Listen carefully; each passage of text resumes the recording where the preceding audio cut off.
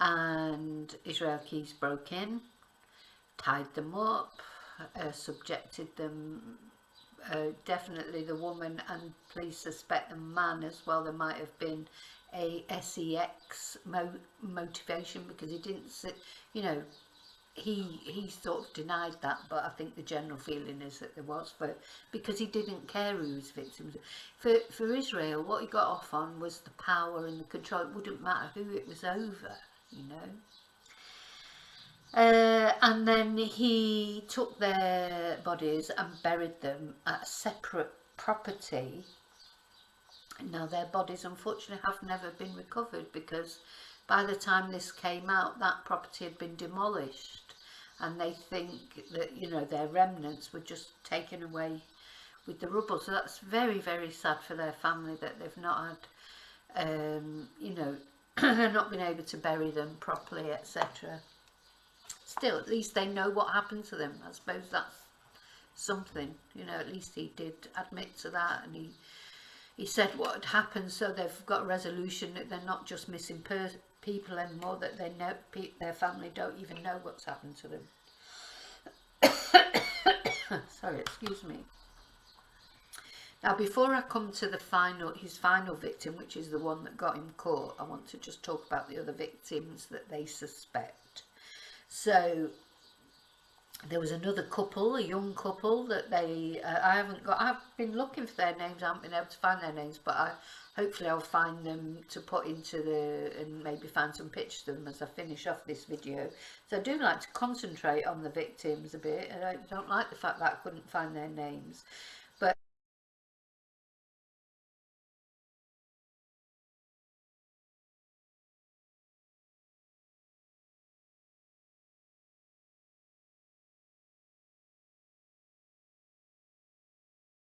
I'm sure I'll have found them by the time I finish off this video. And then there was a girl, again, so him saying that he didn't pick on children, a Paralympian.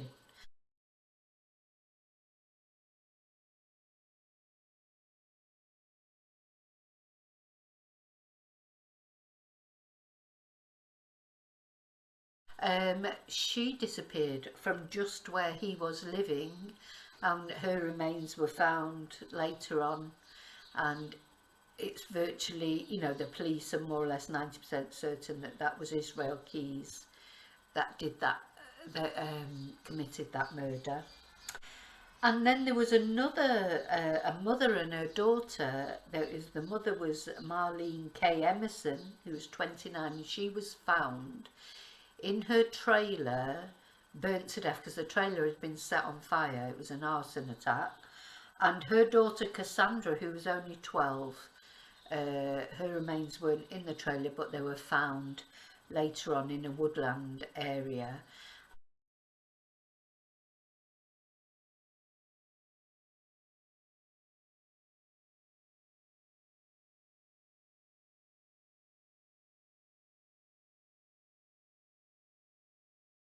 And Israel did confess to setting a trailer on fire, but they never got as far as him actually admitting.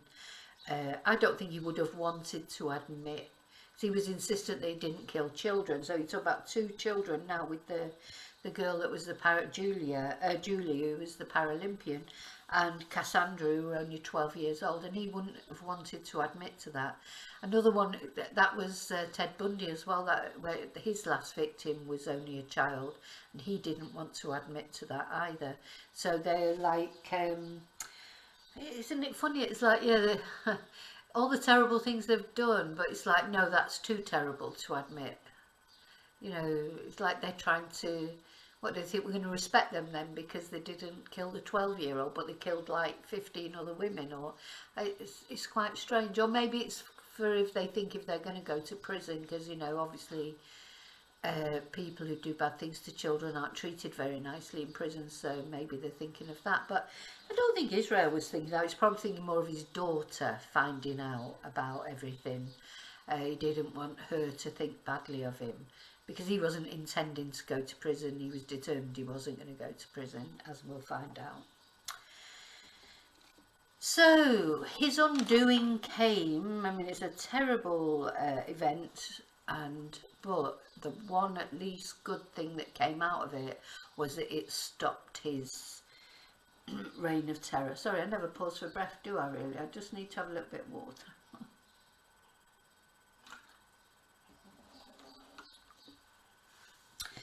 And this, it was a very strange thing, you know, because he was due to go on a cruise, on holiday for a couple of weeks, and the night before he was due to go on holiday on this cruise that was all booked, etc., all set up.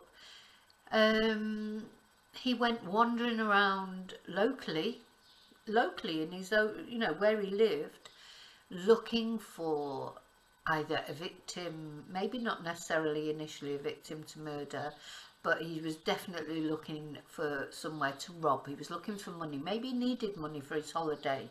Maybe he was just, you know, I don't know, thinking, well, he hadn't done anything for a while and he knew he was going on holiday and he wouldn't be able to do anything, so maybe he just wanted to get one last thing done, get it out of his system before he went on holiday. Who knows? I mean, you will never know how these people think.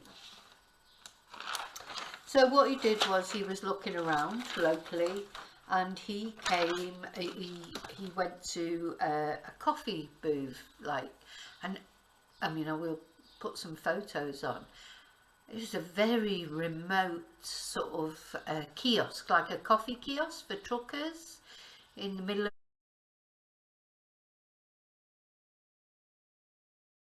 nowhere, and it was snowing. It looked very lonely and very scary, and unfortunately for her, working in this kiosk was Samantha Koenig, who was only 18 years old.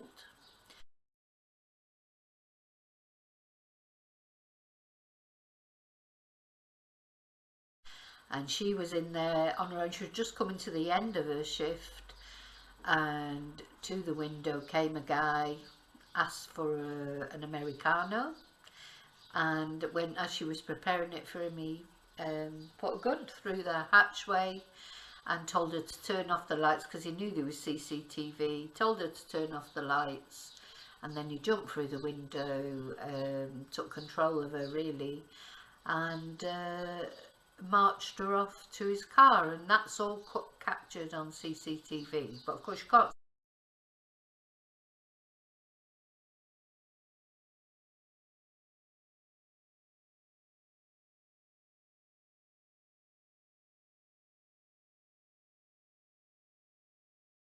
see him very well because he's all, you know, balaclavaed up, etc.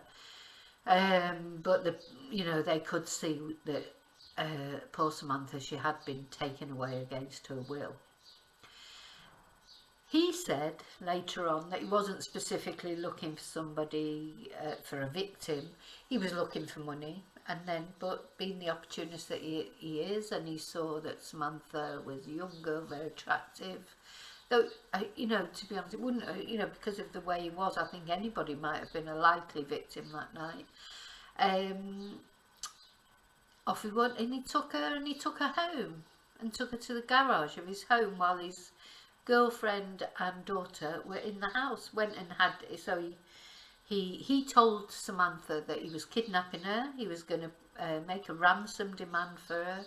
He wouldn't harm her.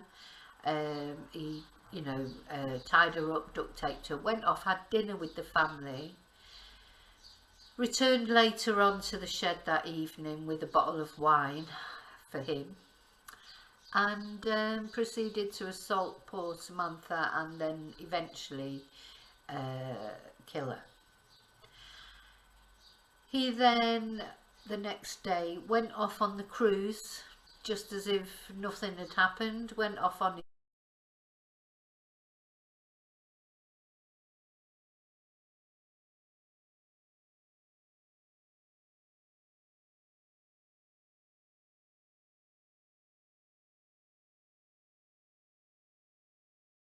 his holiday, came back, I think it was a week later, 10 days later. Samantha's body was in the shed. It was very cold, so it had been preserved. He then assaulted her again, and what he did then is, and I just want to prepare you for this, so if you're very sensitive, you're probably best not to watch the next 5-10 minutes of this video, because it is really gross. And this is why I think of him as one of the worst serial killers. But anyway, so it's time to click out now and come back in 10 minutes. So what he did was, to make it look as if she was alive, he actually sewed her eyes open and then took a photo of her as if she was holding the newspaper for that day, as if she was still alive. I mean, it's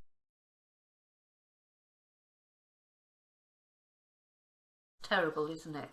And he then sent the ransom demand to her father, a poor distraught father who'd been looking for her for so long, and I think it was $30,000 he asked for, and he asked for it to be put into Samantha's account, because he had Samantha's card and he must have got the PIN number off her before he killed her.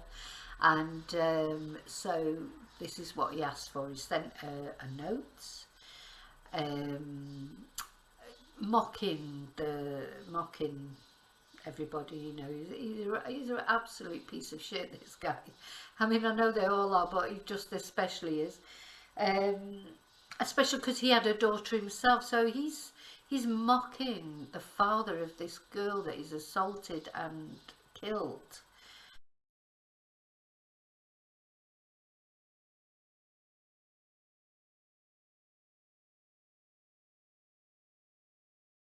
And, you know, really abuse of a corpse as well afterwards. And he's doting on his own daughter and worrying about, you know, his daughter. Why didn't this guy, the other guy's daughter, count so much? You know, it's awful. It's awful. Even, you know, it's double awful. But anyway, that's what he did, and the father paid up. He paid the $30,000 into Samantha's account.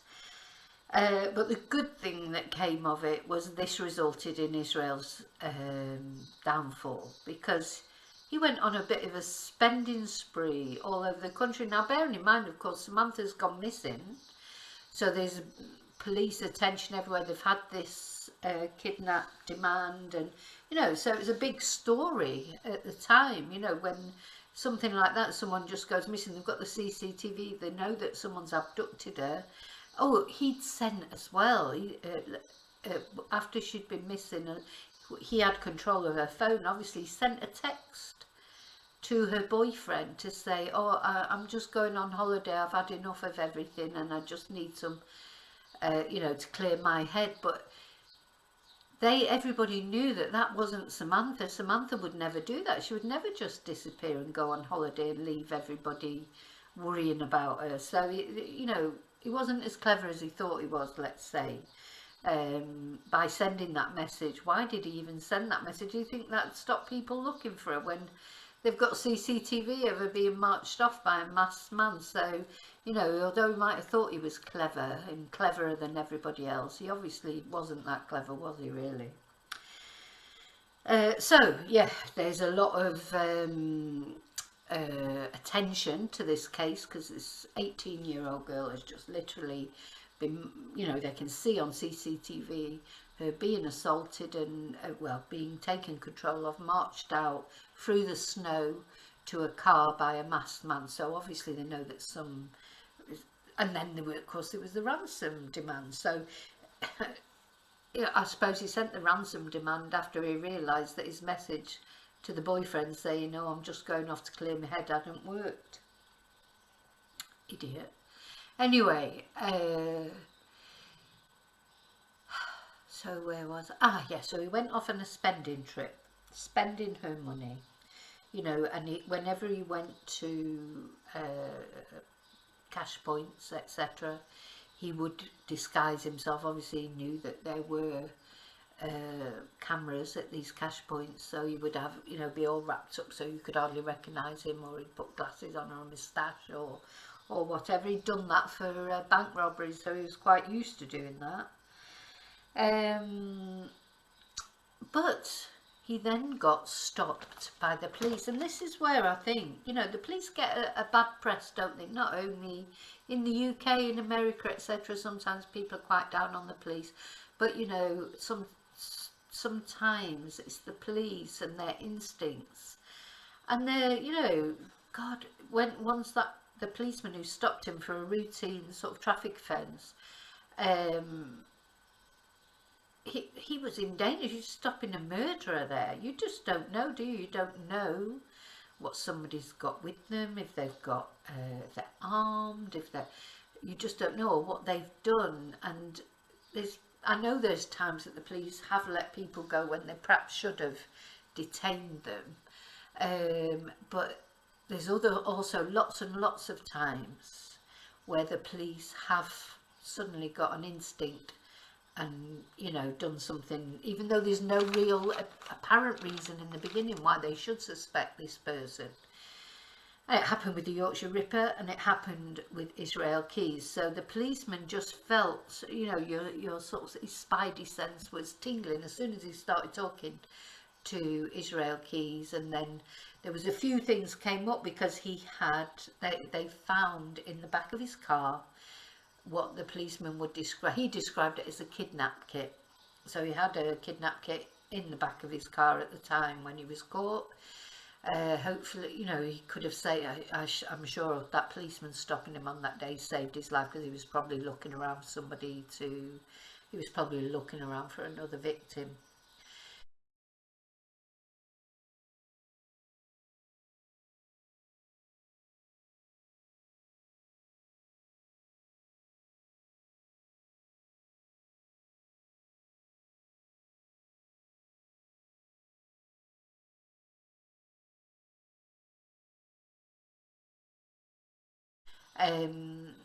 And then they found Samantha's card. So he noticed that he had, although he was, I'm trying to think, where was he stopped? Let's just hope, I'll put it in the video later. He wasn't in Alaska when he was stopped, and I thought I'd written it down somewhere, but I probably won't be able to find it in my notes. Well, it was on the 13th of March 2012, but I haven't written down where it was. But it wasn't Alaska. But because this was such a big profile story, the policeman knew about this story from Alaska, and when he found, or he noticed that his driving license was Alaskan, and the credit cards of Samantha were in Israel's wallet, and the kidnap kit in the back of the car. So he arrested him, and finally Israel Keys was caught, because he had really the only reason he was caught was because of his own stupidity. He had unravelled enough to kill close to home, to take that poor girl from a local place. You know, he just, maybe he was drinking too much by then, or maybe he was just thinking too superior. He was so superior he would never get caught. You know, this omnipotence had sort of taken over him, and he just wasn't thinking maybe as precisely and logically as he had been earlier. So he was taken into custody, and they started talking to him, and Israel's only concern was his daughter, and that he didn't want his daughter to find out these things about him. So what he, and do you know, I don't even think his concern was his daughter. It was how he would look to his daughter. So his concern was still just him. His daughter obviously idolised him, I suppose, because he treated her so nicely. He didn't want her, you know, to start to hate him, I suppose. It wasn't about her. It was about him. He was a coward. He didn't want to be, you know, he didn't want her to see the real person that he was.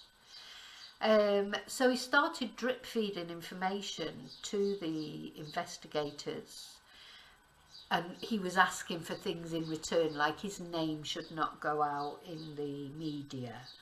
He was asking that he should get an execution date. He wanted to be executed.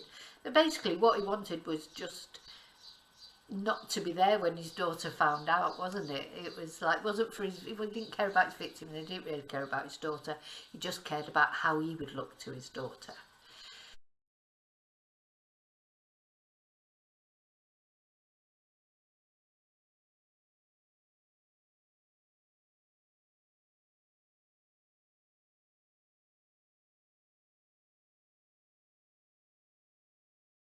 So in exchange for him sort of, well, he was trying to find out these things. One good thing, at least, that did happen was he told them about the deaths of Bill and Lorraine.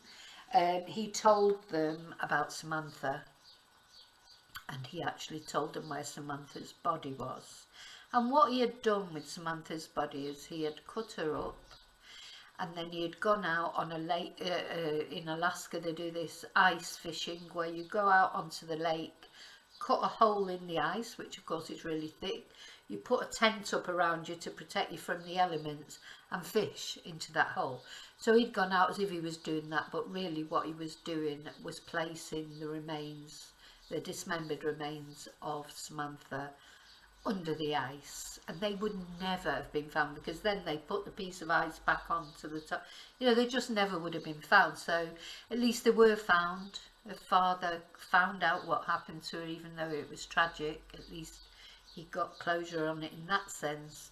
He could bury her. You know, these are just small crumbs of comfort, aren't they, that we've seen in other cases that people can take. It's nothing. It doesn't, you know, it's horrible still, the situation, but these are things that at least people get a resolution. They know what's happened to their loved one. They don't spend the rest of their lives consumed with where they are, what's happening to them, are they going to come back? You know, because people can talk about keeping hope alive, but I think there gets to a point where you know that something untoward has happened, and all you really want to know is what happened and can you bring them home. So at least Samantha's father got to bring his baby girl home. Israel got fed up in the end because he realised that his name was getting out a little bit in the media, etc. And he realised that the police weren't going to give him an execution date. It wasn't going to work out the way he wanted it to work out. He couldn't control it. He couldn't control it. And he lost interest then in giving out any more information, really, apart from the information he'd already given. And then I've read a couple of accounts of how he finally ended it all. One was somebody actually gave him a razor blade, and one was that he used a pen, a ballpoint pen. But anyway, regardless of how he did it, and he cut his wrists, and he also hung himself at the same time, just to make sure. And he wrote lots of satanic things in blood around his cell, and you know, he's such a disturbed individual. But the problem is, that was the real him then that came out in those final moments.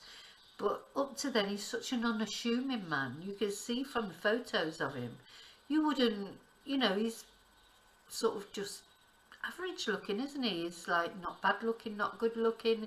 He was tall, so he might have stood out for that. But he just, again, like a lot of serial killers, just looked like the guy next door. You wouldn't walk past him and think, oh, you know, oh, he looks a bit weird, or you just wouldn't. So I think this is a common thing. But in the end, the sort of the final notes, etc., that he left, you could see that what was inside, because what's inside was not normal, average, etc. What was inside was very disturbing, and it sort of came out in his drawings and that on his final day. And he drew these skulls, he drew the 11 skulls, which is why the police believed they were 11 victims.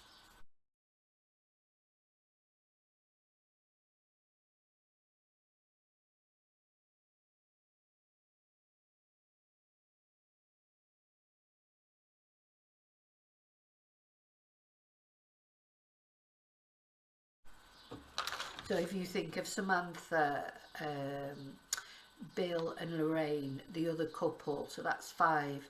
the young girl, the Maria, the Paralympian, that's 6. The lady in the trailer is 7. Her daughter is 8. It still leaves 3 that we don't know anything about. So, and we'll never know. So he is a secretive serial killer because he took his secrets to the grave. Now, as far as his daughter's concerned, she is anonymous. Nobody knows anything about her, where she is, and that's good. I hope she's coping, because she's another victim. His daughter is a victim. All his family, you know,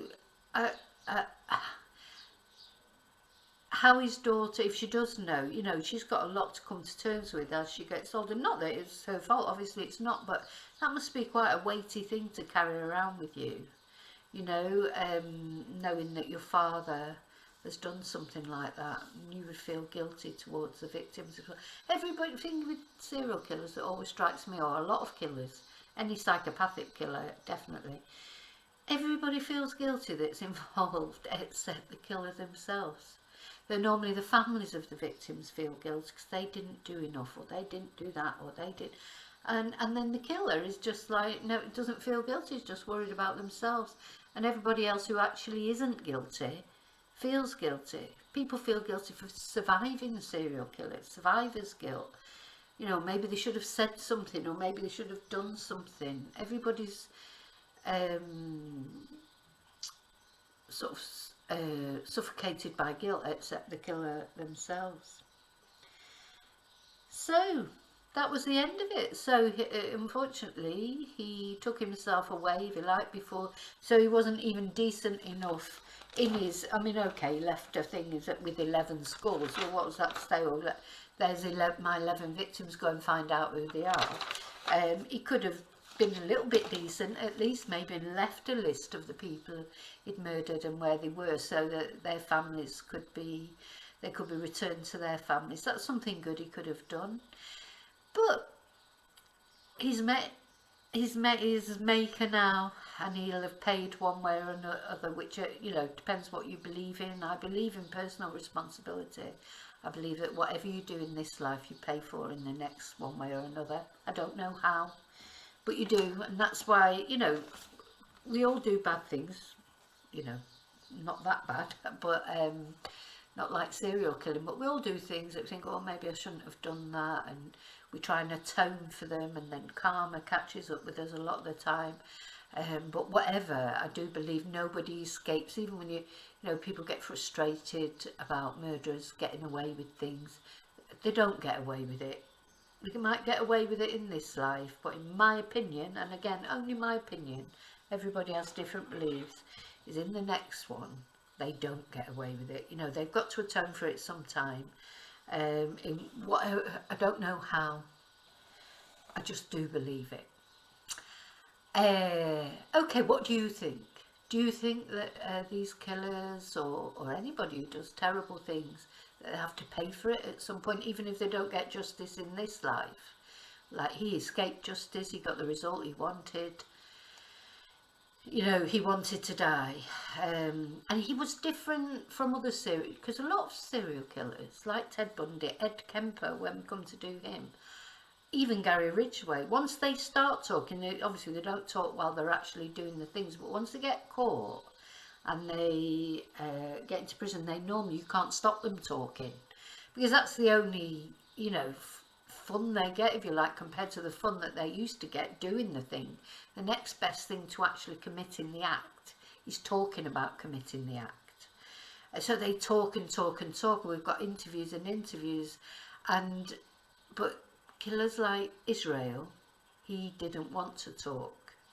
He's different in that way as well. Dr. Shipman was like that. He's the next one that I'm going to do in a video, and actually I'll be talking about him on the Sunday Live. Yeah, they're different types, aren't they? Whereas Ted Bundy, Ed Kemper, I don't think the Yorkshire Ripper talked much, did he, about his, I have to look into that, but there's lots of serial killers that do that. Gary Ridgway, once they're actually caught, they never stop talking about it, but not Israel. He was the secretive serial killer. Okay, well, I hope you found that video interesting. I know it's, you know, it's not exactly a fun subject, but it's interesting, it's intriguing, and we need to know this, and the victims always need to be remembered. And I think generally these days, it's in the 70s and 80s, there was this sort of general feeling that serial killers could be rehabilitated. I think that's sort of gone now. So I think what the concentration is on now is trying to understand, you know, how they think, get ideas that way, you know, of how to. I don't think we'll ever stop. The serial killers will always exist. They've always existed. Is there something, it's just something wrong in someone? But will we, you know, we've got better ways of catching them, and DNA, of course, is the big thing, you know. Be difficult for a serial killer these days because the DNA databases mean that cases are going across borders, mean that cases are matched up much more now, aren't they? And killers tend to get caught in the early stages of rather than going on for 20-30 years before they get caught. But anyway, interesting thought, we'll see. So remember to always live and love very carefully, and I will see you very soon in the next video, and until then, may your God go with you. Thank you.